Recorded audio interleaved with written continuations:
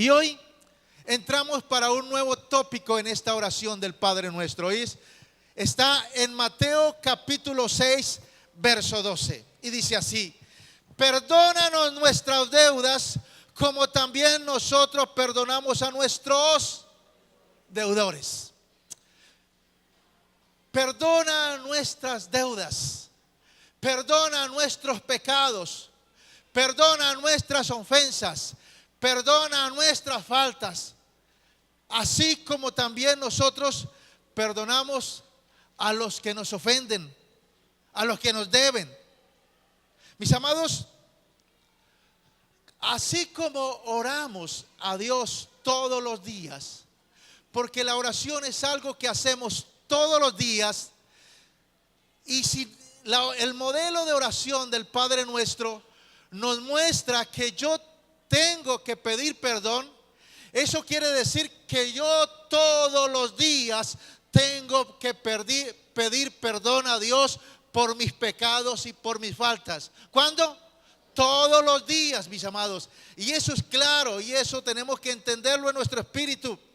La pregunta es: ¿por qué yo tengo que pedir perdón por mis pecados si ya todos fueron perdonados en la cruz del Calvario? Recuerda que allí en la cruz del Calvario Dios nos perdonó a través del sacrificio de Cristo. Perdonó nuestros pecados pasados, los presentes y los futuros. Entonces la pregunta es: si Dios ya me perdonó, ¿por qué tengo que pedir perdón todos los días? Mis amados, mira lo que dice Efesios capítulo 1, verso 7. Dice: en quien tenemos redención. ¿Qué significa la palabra redención? Liberación, libertad. En que tenemos redención, que tenemos liberación, libertad por su sangre preciosa, el perdón de pecados según las riquezas de su gracia. Mis amados, saber que ya fuimos perdonados es liberador. Porque una de las cosas que el diablo ataca a algunos es el sentido de la culpa. Ellos no se perdonan a sí mismos y el diablo los ataca con culpa. Dice: no, es que yo soy muy malo, yo lo que hice es tan grande que Dios no me perdona. Pero es una buena noticia saber que Dios ya te perdonó los pecados, saber que fuimos perdonados. Eso es liberador, mis amados, para que tú no sigas luchando con el sentimiento de culpa y con el sentimiento de vergüenza. Algunas personas se sienten inmundas, se sienten sucias, porque el diablo coloca culpa, coloca vergüenza para que no sigan buscando al Señor. Mis amados, hay otra idea equivocada, y es que no nos podemos acercar a Dios si primero no le pedimos perdón. Generalmente entre los humanos ocurre así: si yo cometí una falta con alguien y quiero volver a acercarme, primero tengo que pedirle perdón. Y entonces nosotros, que creemos que así como es con los humanos, creemos también que así es con Dios. Pero mis amados, no es así, mis amados. Por eso es que Jesús nos dejó el modelo del Padre Nuestro, ¿cierto? Y por eso puso la confesión, el confesar nuestros pecados después de ¿qué? De pedir ¿qué? Por el pan nuestro. Después de pedir por el pan nuestro, ahí sí pida perdón. El pan nuestro de cada día, dánoslo hoy. Y luego ¿qué? Perdona nuestros pecados, así como nosotros perdonamos a quienes nos ofenden. Entonces, mis amados, en el Padre Nuestro nosotros iniciamos reconociendo cuál es nuestra posición en Cristo. Somos perdonados, somos hijos de Dios por el sacrificio de Jesucristo en la cruz del Calvario. Luego alabamos al Señor, luego pedimos su voluntad, luego pedimos el pan diario, y ahí sí pedimos perdón por nuestros pecados. Pero humanamente, según lo que nosotros vemos, pensamos que pedir perdón debe ser lo primero. Por eso, mis amados hermanos, cuando alguien nos pide oración, a veces decimos: pero ya usted es salvo, pero ya se arrepintió de sus pecados. Porque esa es la mentalidad humana. que primero tiene que estar bien para luego recibir una bendición de Dios. Y no es así. Esa es la gracia de Dios. Ese es el amor de Dios. Mis amados, Jesús nos quiso mostrar que no nos acercamos a Dios por nuestras obras, sino por gracia. No nos acercamos a Dios por nuestras obras, sino por gracia. ¿Y qué significa la palabra gracia? ¿Qué es gracia, mis amados?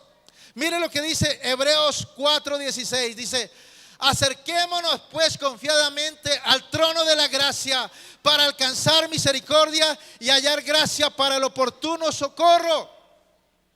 El caso de la mujer adúltera que está allí referido en Lucas capítulo 7.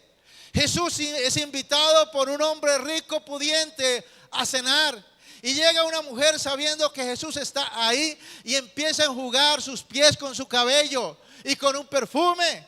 Y entonces le dice, o más bien el fariseo piensa para sí: y si este fuera profeta, sabía o sabría qué clase de mujer es esa. Jesús, conociendo el pensamiento, le dijo al fariseo: oye, ¿a quién se ama más? ¿Al que se perdona más o al que se perdona menos? Y el hombre dijo: bueno, creo que al que se perdona más. Digo: así es, por eso esta mujer está aquí, porque se le ha perdonado más pecado, por eso se le ama más. Esa es la misericordia, esa es la gracia de Dios, mis amados. Entonces, ¿qué es la gracia? La gracia significa que a pesar de nuestros pecados, Dios nos sigue amando. A pesar de tu pecado, Dios te sigue amando. A pesar de tu pecado, el poder de la sangre de Cristo sigue obrando sobre tu vida. Por eso nosotros cantamos este coro: Señor, me basta tu gracia. Tu poder se perfecciona en mí, porque en tu gracia puedo hacer lo que no puedo. Es tu gracia la que me sostiene, es tu gracia la que me bendice. Mis amados, esto de la gracia lo podemos ilustrar con nuestros hijos. Los que tienen hijos saben que a veces los hijos se portan mal, pero por el hecho de que se porten mal no quiere decir que no sean nuestros hijos. O por el hecho de que se porten mal no quiere decir que hoy no le va a dar comida. ¿No es así? Aunque se porten mal, ahí está el desayuno, el almuerzo y la comida. ¿Cómo llaman eso? Los 3 golpes, ¿no? Aunque se porte mal, un papá, un buen papá, ahí tiene la comida para sus hijos. Así es nuestro Dios. Aunque tú le hayas fallado, la misericordia de Dios está sobre ti. Por eso, mis amados, podemos entender la gracia, que la gracia simplemente es el amor de Dios, aun que nosotros sigamos pecando. Mis amados, la gracia de Dios también me da seguridad de mi salvación.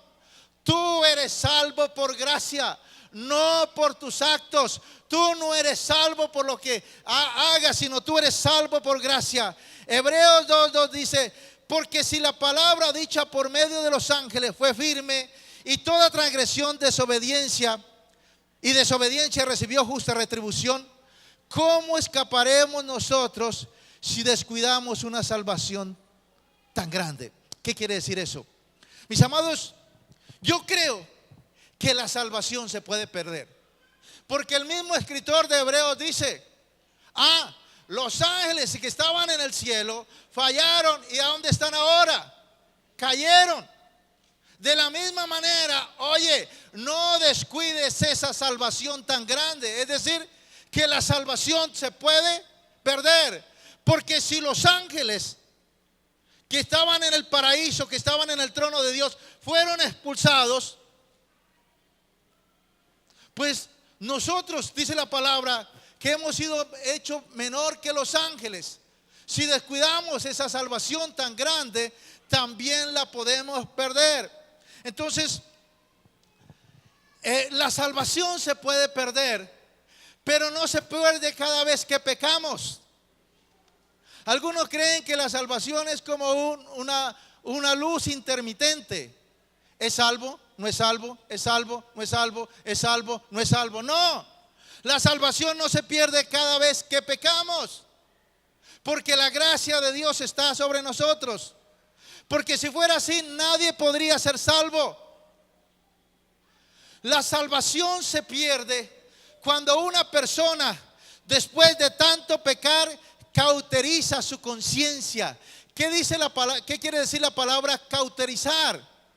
Quemar, ¿cierto? Cuando la persona quema su conciencia y ya la hace inmune a la palabra de Dios, ya no le hace nada a la palabra de Dios en su corazón, a tal punto del que el sentido de la culpa lo hace alejar de Dios y no le permite volver a buscar a Dios ni creer en Él.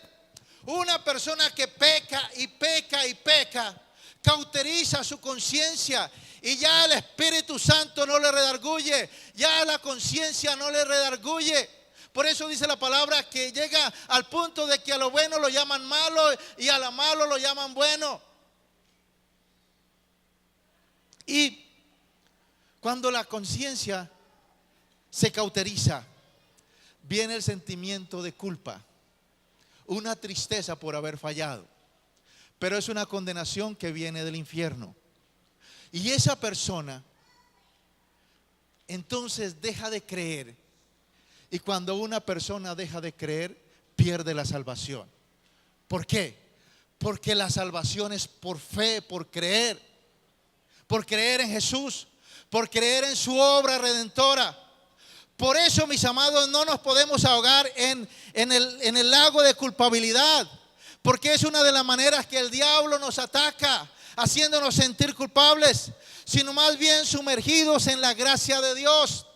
Primera de Juan 5:13 dice: estas cosas os he escrito a vosotros que creéis en el nombre del Hijo de Dios, para que sepáis que tenéis vida eterna y para que creáis en el nombre del Hijo de Dios. Aleluya. También la gracia de Dios nos da seguridad de acercarnos confiadamente a Dios aún después de pecar. Escúchalo bien.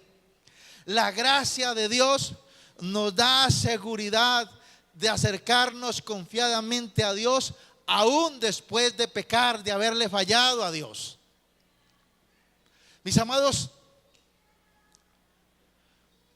lo que hace un padre con nosotros es lo que hace Dios con nosotros. Aunque nosotros hayamos pecado contra Dios, le hayamos fallado, podemos entrar con toda confianza donde Él está para alcanzar el socorro que necesitamos, la ayuda que necesitamos. Jesús lo ilustró esto con el Padre nuestro, con el Hijo pródigo. ¿Recuerdan la historia del Hijo pródigo? Un hijo que se fue de la casa, rechazó todas las cosas y enseñanzas de su papá y fue y malgastó todo y pecó y se hundió en el pecado hasta no paz. Y un día, estando allí hundido en su pecado y en su maldad, dice que utilizó el cerebro. Diga conmigo: utilizó el cerebro. Es decir, entró en sí y dijo: oiga, mire cómo yo estoy. ¿Y cuántos aún los jornaleros en la casa de mi papá tienen toda la bendición? Y yo aquí, siendo el hijo, estoy comiendo la comida de los cerdos. Dice: me iré a mi padre y le diré: Padre, he pecado contra el cielo y contra ti y ya no merezco ser tu hijo. Pero mire lo que dice Lucas 15:20. Dice: y levantándose vino a su padre. Es decir, utilizó el cerebro y se puso en acción. Y cuando aún estaba lejos, lo vio su padre y fue movido a misericordia. ¿Qué fue lo que movió a su padre para buscar a su hijo? La misericordia. ¿Y cómo se reflejó esa misericordia? Dice: corrió y se echó sobre su cuello y le besó. Esa es la gracia de Dios. Ese es el amor de Dios, que cuando una persona peca y le falla a Dios y vuelve nuevamente arrepentido, el Padre está con los brazos abiertos para abrazarlo y para besarlo y para decirle: hijo mío, estoy contigo. Esa es la imagen que debemos tener de Dios, y esa imagen es la gracia de Dios. Miren lo que dice Salmo 103:8. Dice: misericordioso y clemente Jehová, lento para la ira, pero grande en misericordia. Mis amados, también la gracia de Dios nos hace conscientes del pecado, pero sin hacernos sentir culpables. Por el hecho de que Jesús y que Dios nos espere con brazos abiertos, no quiere decir que el Espíritu Santo no trabaje en nosotros, haciéndonos conscientes del pecado. Entonces, hay una diferencia entre la obra del Espíritu Santo, que nos revela, nos muestra el pecado y nos hace conscientes cuando fallamos. Pero, mis amados, la obra del Espíritu Santo no nos hace sentir miserables o culpables, porque ese es un sentimiento del enemigo. La culpabilidad es un sentimiento de Satanás. El diablo es el que nos hace pecar, y ya cuando estamos metidos en el pecado, entonces va y nos acusa delante de Dios. Es el trabajo del diablo, torturarnos, quitarnos la paz, para que la persona se llene de culpa. Muchos abandonan a Dios, abandonan la iglesia después de haber pecado. Por ejemplo, caen en adulterio, fornican, ¿cierto? O tienen situaciones difíciles en su casa, o piden plata prestada en la iglesia y no han pagado, entonces mejor se van de la iglesia. ¿Por qué? Porque el diablo lo llena de culpa. Y el diablo los hace sentir que todo el mundo los está mirando, los está señalando. Allá va. Y esa culpabilidad hace que la persona endurezca su corazón y vuelva atrás. Y luego dicen: yo no volví a la iglesia porque allá todos hablaban de mí, todos me miraban mentiras. Es el sentido de culpa que el diablo coloca en la gente, para que no se arrepienta y no busque a Dios, para que no vuelva nuevamente al gozo del Señor. Mis amados, porque en la casa del Padre, que es la iglesia, no se juzga, sino que la persona cree que allá los juzgan, que allá los condenan, que allá los acusan. Mis amados, miren lo que dice Romanos 8:1. Dice: ahora pues ninguna condenación hay para los que están en Cristo Jesús, los que andan conforme los que no andan conforme a la carne, sino conforme al Espíritu. ¿Cuánta condenación hay para los que están en Cristo Jesús? Ninguna. Estos son los que no andan conforme a la carne, sino conforme al Espíritu. Mis amados, la iglesia es la casa del Padre, no es un lugar de juicio. No te prestes para juzgar a alguien si sabes que ha fallado. Necesitamos mostrar la misericordia del Padre. Así como Dios ha sido misericordioso conmigo, yo tengo como mostrar misericordia con otros. ¿Sabe qué dice la palabra? Que habrá juicio sin misericordia para aquel que no tuvo misericordia. Mis amados, nosotros tenemos que aprender eso. Por ejemplo, nuestro hijo salió y le robaron el celular. ¿Y qué hacemos nosotros? Empezamos a cantaletearlo. ¿Sí ve? Y yo le dije: eso es por estar en la calle, eso es ta. Y en lugar de tener misericordia, lo que lo hacemos es que torturarlo. Él no necesita más tortura, ya se lo hicieron los ladrones que lo robaron. Con eso es suficiente, con eso aprendió la lección. Pero a veces nosotros caemos en esa situación. Cualquier cosa que pasó, en lugar de consolar a la persona, de abrazarla, empezamos a criticarlo, empezamos a juzgarlo, ¿cierto? Empezamos a meterle el dedo en la herida. ¿Y sabe por qué? Porque generalmente eso también hicieron con uno. Entonces uno termina haciendo lo mismo que hicieron con uno, con los hijos, ¿cierto? Pero hoy estamos aprendiendo que la misericordia se empieza en la casa. ¿Cuántas situaciones de jóvenes, adolescentes, que en el nombre de Jesucristo los que están aquí no van a tener ese problema? La chica queda embarazada y los papás lo que hacen es echarlo de la casa o echarla de la casa.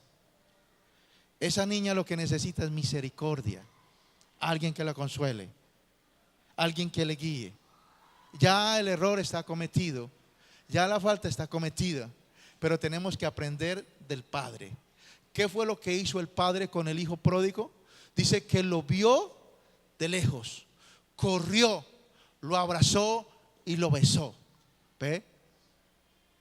Y dice que lo cambió las ropas de harapos que tenía y le colocó vestiduras de honra. Mis amados, aquí en esta casa, ni en cualquier iglesia somos perfectos. Jesús dijo que el que esté sin pecado, que tire la primera piedra. Una de las cosas que el diablo utiliza para atormentar a los cristianos y aún nuestra propia familia es la siguiente: ¿y eso que es cristiano? ¿Y eso que va a la iglesia? ¿Y eso que viene de la iglesia? Mis amados, porque aún nosotros y el diablo está haciendo creer o hace creer a la gente que la iglesia es un concesionario de autos nuevos. ¿Cuántos han ido a algún concesionario de autos nuevos? Levante la mano. El que no ha ido, vaya. Y allá todos son hermosos, todos están brillados, nada, ninguno tiene nada, son perfectos. Y a veces las personas creen que la iglesia está llena de autos nuevos, de personas relucientes que no tienen ninguna falta. Y entonces empiezan a criticar al uno o al otro, diciendo: ¿y eso que es cristiano? ¿Y eso que es tal cosa? Una vez, cuando Dani tenía como 12 años, llamaron al colegio para dar quejas allá. Y con eso me salió el coordinador. Me dijo: ¿y eso que es cristiano? Y Dios me dio gracia. Le dije: cristiano, ateo, musulmán, budista, son niños y están en formación. Y por eso los mandamos en el colegio, para que sean formados también. Porque nosotros creemos que por el hecho de una persona ser cristiana es perfecta. No, no es así. Y a veces juzgamos a las personas. No, la iglesia es como el taller del maestro. La iglesia es como un taller allá de esos de choque allá en Quebrada Seca, donde hay carros golpeados por el bumper, por las puertas, sin bombillos, y van a ser arreglados, ¿cierto? Algunos se demoran más que otros. De la misma manera nosotros venimos al taller del maestro con una cantidad de imperfecciones, con una cantidad de ataduras, para ser libres, para ser sanados, para ser restaurados en el nombre poderoso del Señor Jesús. Por eso, mi amado, que el diablo no te utilice para meterle los dedos al ojo de tu cónyuge, de tu hijo, de tu familiar. Y eso que es cristiano, y eso que viene de la iglesia, y eso que viene del culto.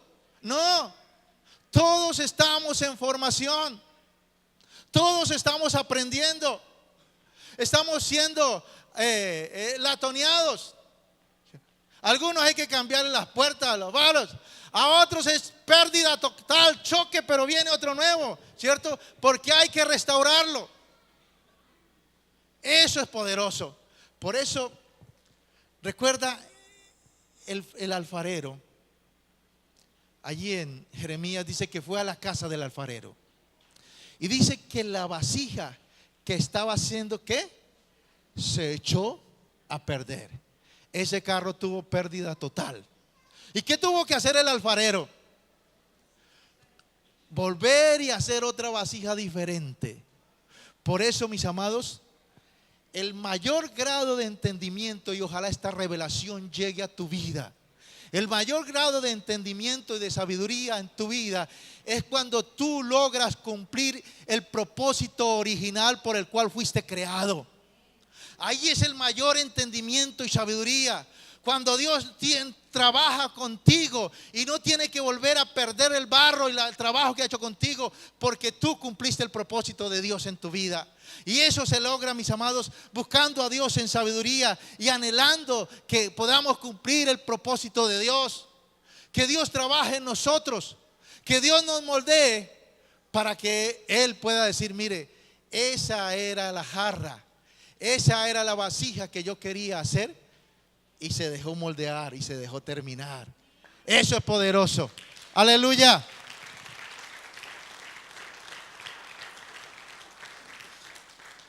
Por eso, que nadie se sienta culpable ni mal aquí en la iglesia. Pero el Espíritu Santo coloca en nosotros convicción de pecado. El diablo condena, pero el Espíritu Santo nos muestra el pecado. Miren lo que dice 2 Corintios 7:10. Dice: porque la tristeza que es según Dios produce arrepentimiento para salvación. ¿De qué no hay que arrepentirse? Pero la tristeza del mundo produce muerte. Es decir, cuando una persona peca y le falla a Dios, es contristado. Si es contristado por el Espíritu Santo, esta tristeza le produce convicción de pecado y lo lleva al arrepentimiento y a dejar de pecar. Pero cuando la tristeza viene de las tinieblas, produce muerte, produce culpabilidad, y la gente no quiere dejar de pecar. La gente quiere seguir pecando. Se siente mal, se siente triste, pero sigue pecando. Porque esa tristeza, esa culpabilidad no proviene de Dios. Pero la tristeza que produce el Espíritu Santo produce en la persona dolor, llora, pero la lleva al arrepentimiento y no a volver a no volver a pecar. Pero el que no es contristado por el Espíritu Santo, el diablo también lo ataca con tristeza. Se siente triste, se siente culpable, se siente que no es capaz, ¿sí? Sabe que Dios existe, pero prefiere seguir en sus delitos y pecados. Por eso, mis amados, la gracia de Dios nos lleva a la libertad del pecado. La prueba más contundente que tenemos de la gracia de Dios en nuestras vidas es que dejamos de pecar. Una persona con la gracia de Dios, una persona que se acoge a la gracia de Dios, ella reconoce el pecado y deja de pecar. Pero el que no tiene esa gracia, aunque les sienta dolor por el pecado, no deja de pecar. Mis amados, la gracia de Dios no solo nos hizo santos, sino que la gracia de Dios nos sigue santificando. Porque la gracia de Dios opera en tres momentos diferentes. Primero, en el pasado, tiene que ver con lo que Dios ya hizo por nosotros en la cruz del Calvario. Y en el presente es lo que el Espíritu Santo sigue haciendo todos los días en nuestras vidas. Y en el futuro tiene que ver con el cielo, donde ya seremos totalmente transformados. Entonces, yo soy santo, yo estoy siendo santificado y yo seré perfeccionado en la eternidad. Pero también, mis amados, va con la libertad. Yo fui libre, yo estoy siendo liberado y seré totalmente libre en la eternidad. Pero también con la sanidad. Yo soy sano por la llaga de Cristo. Estoy siendo sano ahora, pero seré totalmente sano allí y perfecto en la eternidad. Por eso tenemos que ir y abrazar al Padre.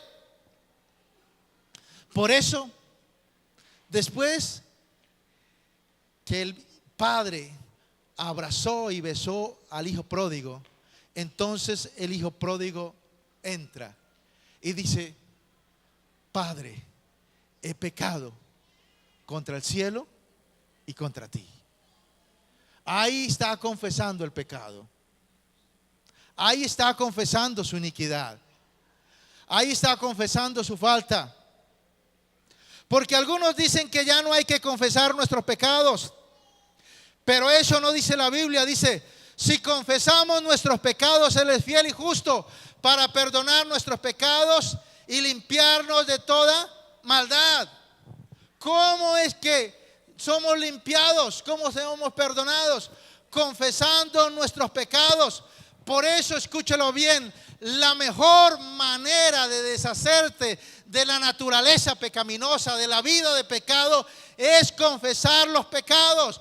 Cuando el diablo es descubierto, tiene que huir en el nombre de Jesucristo.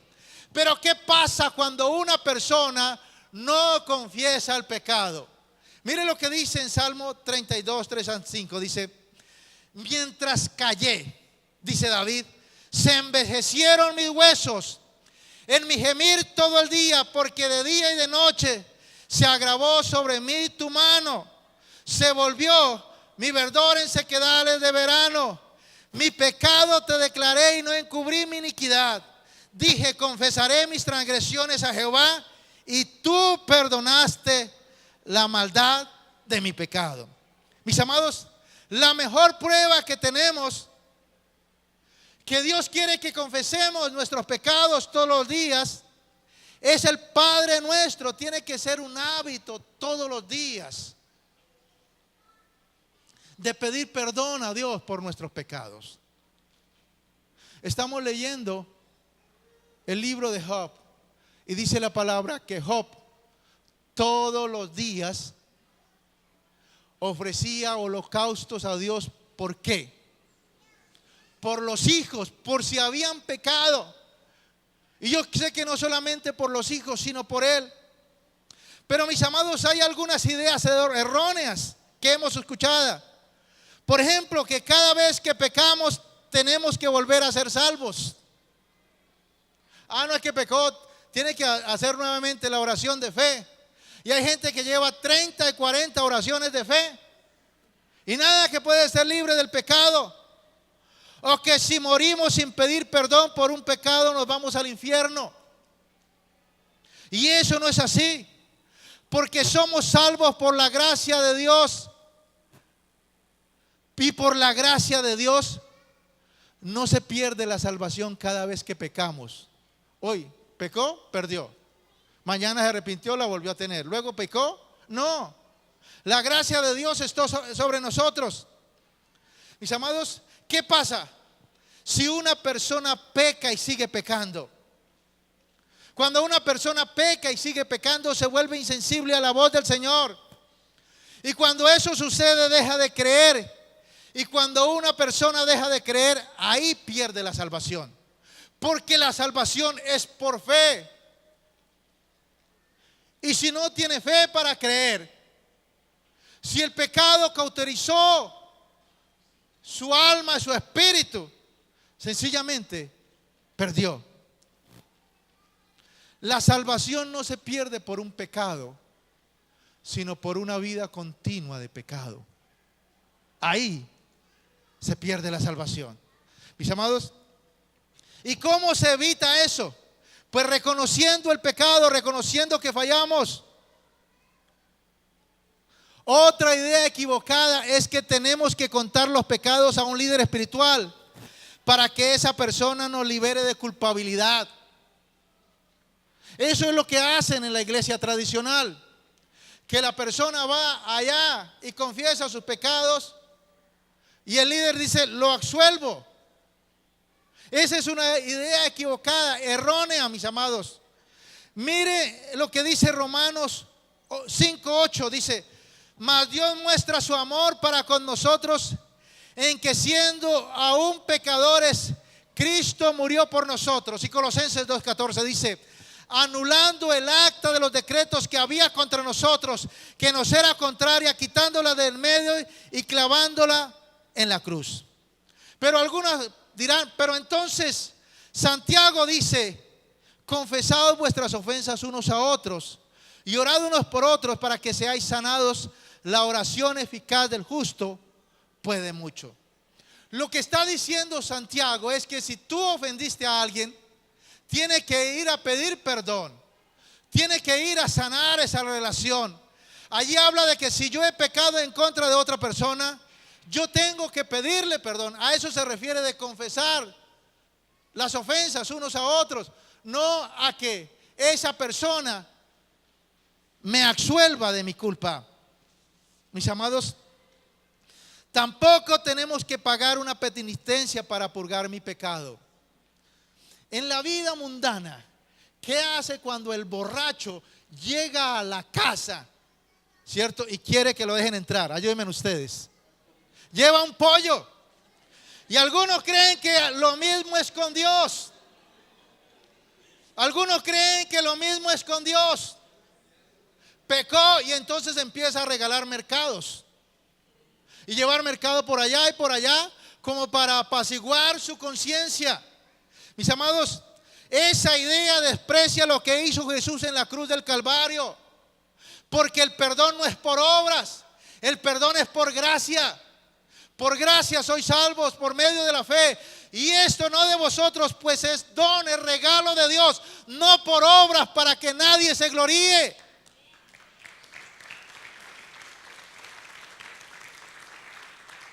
Si el perdón de pecados fuera por pollos o por mercados, el que tuviera más plata llevara más pollos y mercados, sería el que alcanzaría más perdón. Mis amados, entonces, ¿para qué tengo que confesar mis pecados? Si Dios ya me perdonó, si Jesucristo pagó el precio de mi pecado en la cruz del Calvario, ¿por qué tengo que confesar mis pecados? Número uno, porque lo que hicimos cuando pecamos, ese pecado le produce dolor a Dios. El día que tú y yo fallamos, pecamos, ese pecado le produce dolor a Dios, mis amados hermanos. Y aunque Dios ya nos perdonó, Él espera que le pidamos perdón. Y eso es clave, porque el perdón tiene que ser un estilo de vida en el cristiano. El perdón tiene que ser un estilo de vida entre las familias, entre las parejas, entre el hombre, entre la mujer, pedir perdón entre los hijos. Mis amados, entonces, cuando nosotros pecamos, ese pecado le produce dolor a Dios. Así como cuando nosotros somos padres y nuestros hijos fallan, nosotros sentimos dolor. De la misma manera, Dios se duele cuando nosotros fallamos. Mis amados, tengamos presente que por ese pecado cometido, Jesucristo tuvo que morir en la cruz del Calvario. Número dos, confesamos nuestros pecados no para recuperar nuestra salvación. O más bien, no confesamos nuestros pecados para recuperar nuestra salvación. O confesamos nuestros pecados no para recuperar nuestra salvación, sino ¿para qué? Para restaurar nuestra relación con Dios. Cuando tú pides perdón, se restauran las relaciones. Por eso tenemos que pedir perdón. Cuando tú pides perdón a Dios, restaura la relación con Dios. El pecado afecta la relación con Dios.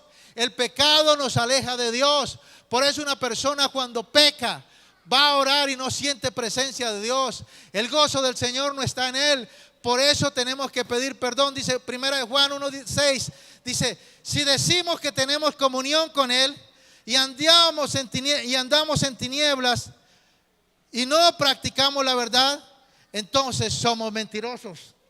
Si decimos que tenemos comunión con Él y andamos en tinieblas, estamos mintiendo.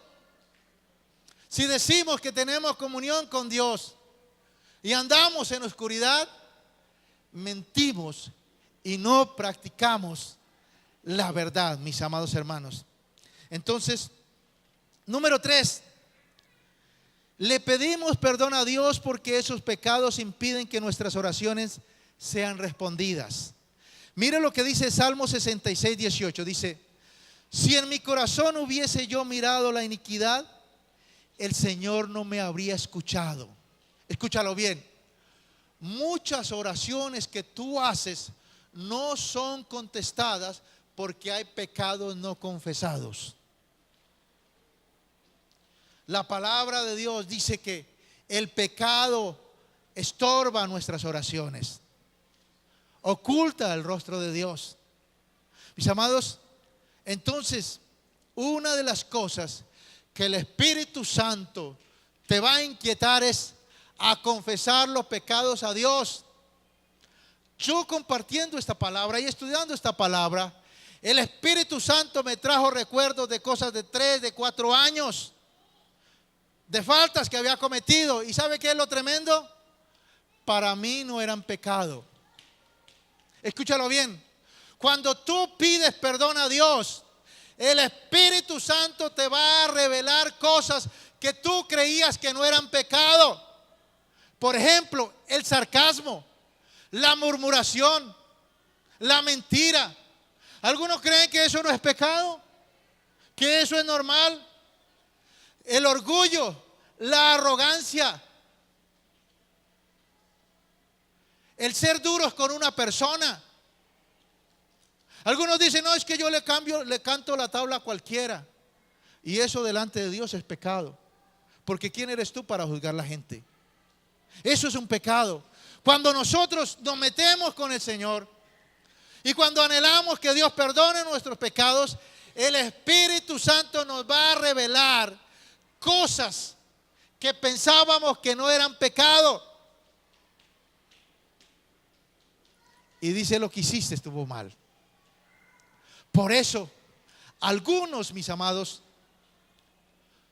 las oraciones no son contestadas y son estorbadas porque tienen pecados que no han confesado. Porque creían que eso no era pecado. Es que todo el mundo lo hace. Y entonces, yo sé que en esta mañana el Espíritu Santo está aquí para mostrarte qué pecado no has confesado a Dios. ¿Qué pecado no le has pedido perdón a Dios? Porque eso está estorbando tus oraciones. Mis amados, confesamos nuestros pecados para reconocer que hay cosas que hacemos que no le agradan a Dios.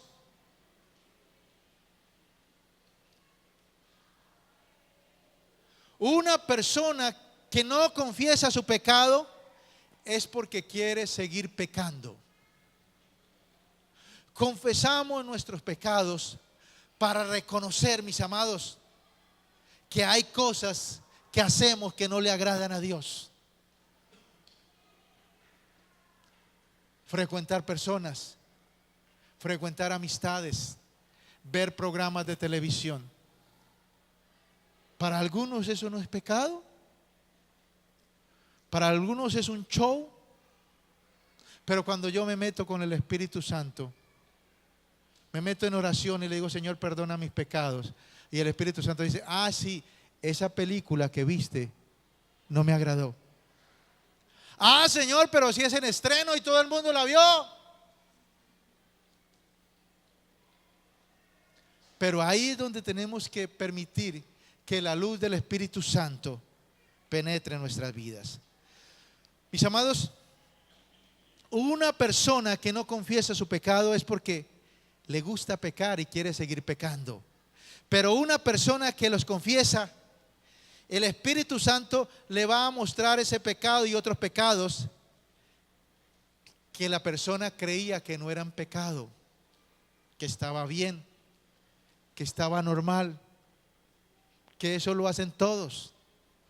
Y ahí es donde tenemos que permitir que el Espíritu Santo nos hable. Confesamos nuestros pecados para prosperar. ¿Cuántos quieren prosperar? ¿Cuántos quieren ser bendecidos? Miren lo que dice aquí Proverbios 28:13. Dice, el que encubre sus pecados no prosperará, mas el que los confiesa y se aparta alcanzará misericordia. Hablaba en estos días con una persona, lleva como unos 7 años de crisis, de luchas, de pruebas ahí. Y entonces alguien le dijo, mira, una prueba de Dios dura hasta 3 años y medio, eso es bíblicamente dice. Pero cuando va más de 3 años y medio ya no es Dios, ya es un problema tuyo y del enemigo. Por eso, si la persona lleva 4, 5, 10 años en una dificultad, no es que Dios lo esté probando, es que está atado, está en maldición, hay una situación de iniquidad. Y en el caso de esa persona, es una persona que es muy resentida, tiene un resentimiento profundo, que sufrió mucho desde niño, generalmente en una familia de escasos recursos. el hijo mayor, el primogénito, es el que más sufre.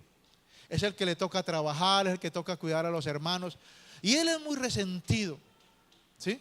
Y el resentido tiene un problema de amnesia cerebral. ¿Por qué? Recuerda la mitad. Recuerda todo lo que le hicieron. Es más, lo magnifica. Lo actúa, hace una obra, todo lo que hicieron. Pero no recuerda nada de lo que él hizo. ¿Sí ha visto? El que es resentido, eso no recuerda nada. Que muchas veces le dijeron eso por su actitud. Muchas veces le dijeron eso porque estaba contestando a una situación de esa persona. Por eso, sana tu corazón del resentimiento.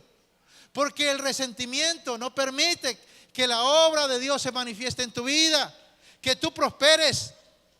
Hay personas que se estancan en el plan de Dios. ¿Y saben por qué?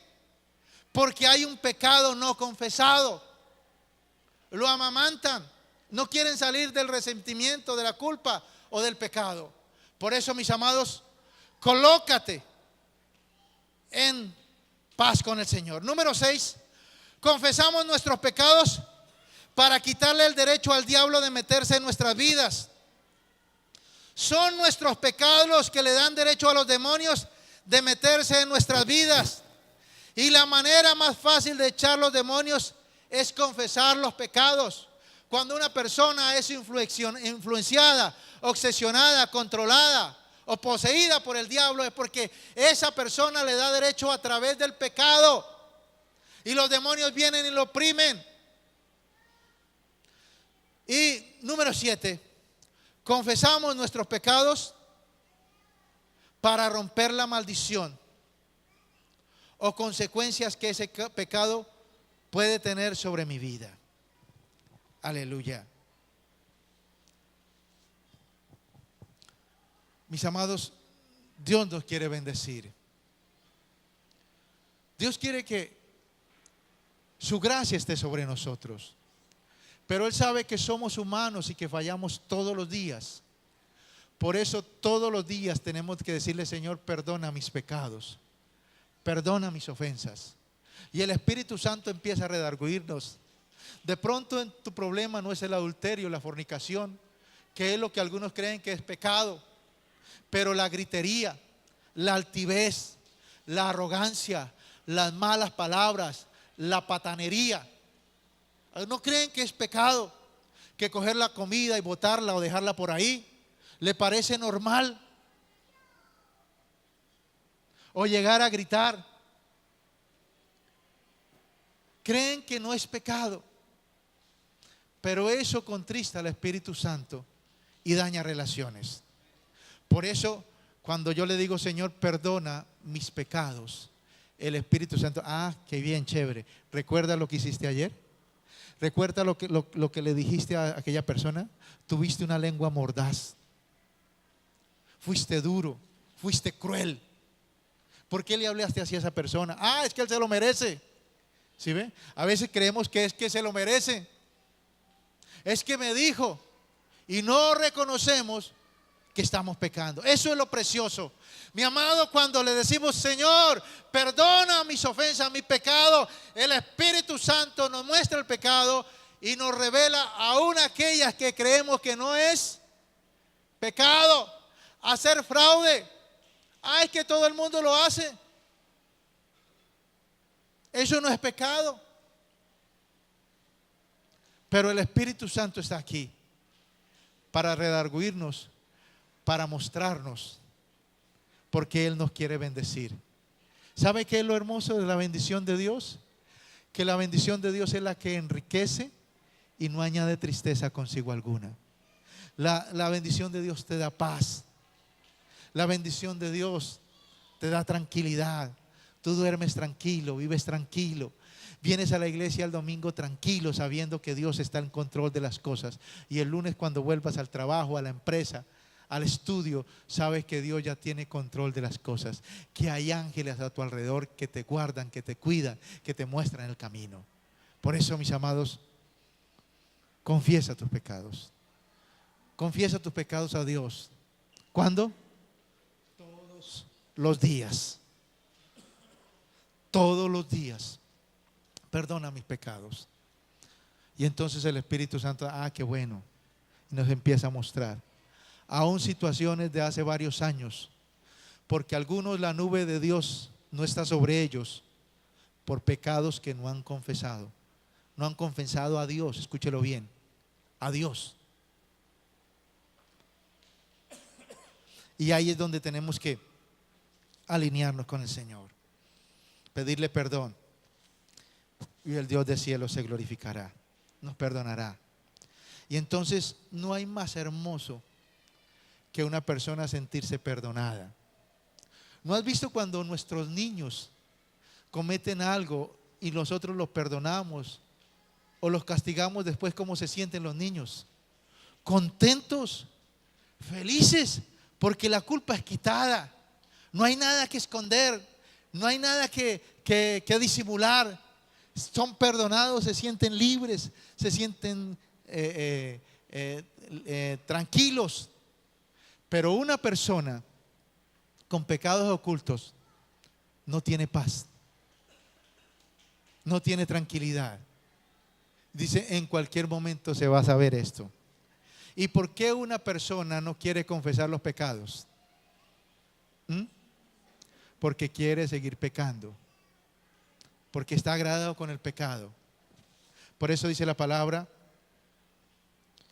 que el que encubre sus pecados no prosperará, pero el que los confiesa y se aparta alcanza misericordia.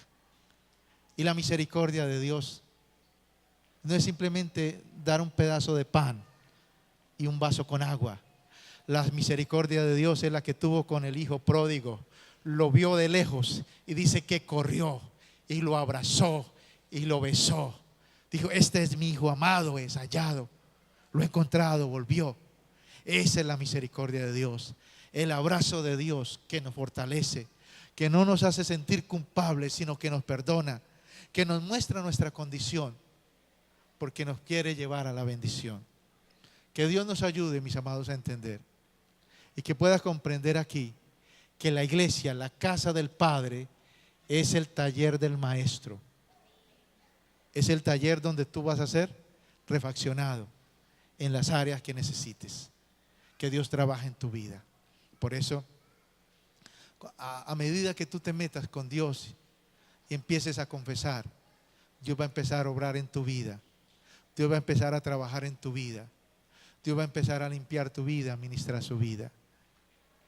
Dios va a empezar a hacer cosas poderosas en tu vida.